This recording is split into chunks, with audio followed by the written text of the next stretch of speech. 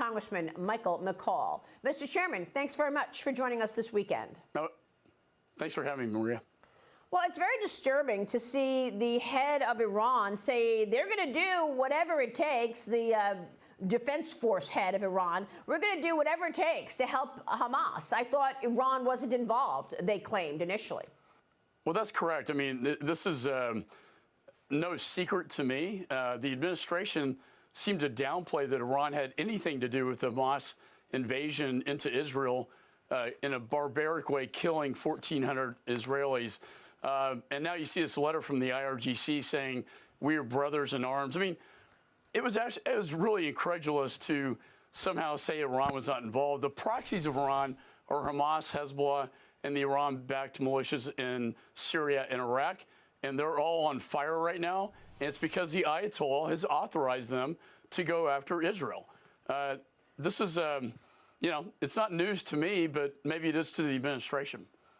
Well, I don't understand this soft approach to Iran and to all of our adversaries, by the way. What is behind this for this administration? You know, I think they still hold out this idea there's going to be some grand bargain on their Iran nuclear program.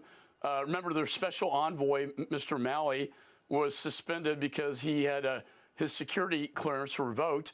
I have a bill that's going to be on the floor the week we get back to freeze the $6 billion in assets that they want to put into Iran. I mean, what a time to be putting $6 billion into Iran as they are lighting up Israel right now. It's totally irresponsible and very dangerous. What is your take on the meeting between Xi Jinping and Joe Biden in San Francisco this week?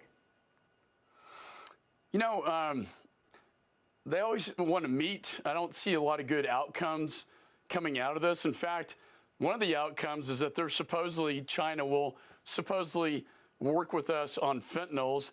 And the bargain was to remove this Institute of Forensic Science, which was responsible for the genetic surveillance of the Uyghur Muslims, putting them into the forced labor camps in China, remove them from the entities list, which they were sanctioned with export controls.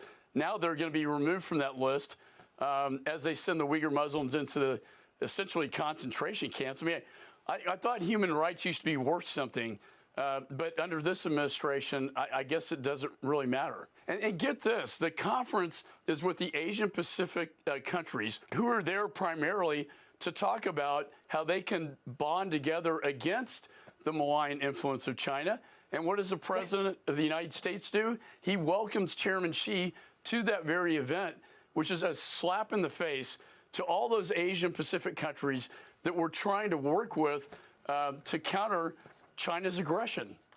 Yeah, and then he allows China to act as if China and America are on an equal footing. But I want to get your take on, there's a ground war underway, but there's also a propaganda war. And that relates to Ukraine, it relates to Israel, it relates to America, this propaganda war that China is behind. Well, there's more backlash this weekend against TikTok and the videos that sympathize and even promote Osama bin Laden's infamous letter to America, using his arguments to justify any violent retaliation against America and Israel. Listen to this woman. Watch. I'm not about to sit here and act like he's just the worst person in the world when America has literally been terrorizing people since the beginning of history. Whatever the guy's name is that discovered America and found the land, he lied. It's been a lie. Everything's a lie.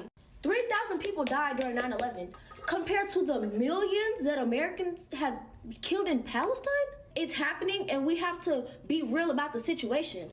What is she talking about? Is this coming directly from the CCP? More than 30 Jewish celebrities and influencers on a call with TikTok executives confronted the platform for not doing enough to address rampant anti-Semitism that has put the public figures in digital and physical danger. TikTok claims it's going to attempt to take down these videos that violate the policy against terrorism. But, Mr. Chairman, tell us what this is about, because I know that there's a lot of propaganda coming out of communist China, and it's been consistent. Another topic that did not get raised during the Biden-Xi meeting, by the way. That's correct. And you know, my father bombed the Nazis in World War II, and now we're returning to where it's fashionable to kill Jews and be anti-Semitic. Here's what's going on, Maria. TikTok is controlled by the PRC, China. They control the algorithms. So if you type in Israel, Palestinian, you're going to get a lot of propaganda, pro-Hamas propaganda. And that's what's happening. So when you see these protesters, they are influenced and brainwashed, quite frankly, by TikTok because that's the only social media that is their news outlet. They're probably not watching this show, but they're paying attention to TikTok. They should be supporting the Palestinians, not Hamas, but that is what's being spoon-fed to them every day. And you know, Maria, what's even more sickening, not only what we just heard from that younger person, but the idea that bin Laden was a prophet and a hero who's predicted that Israel is the little Satan, we're the great Satan. That's what China wants them to believe. It's what Russia and that's what Iran wants them to believe. And then finally, guess who's maybe thinking about turning to TikTok to run their campaign?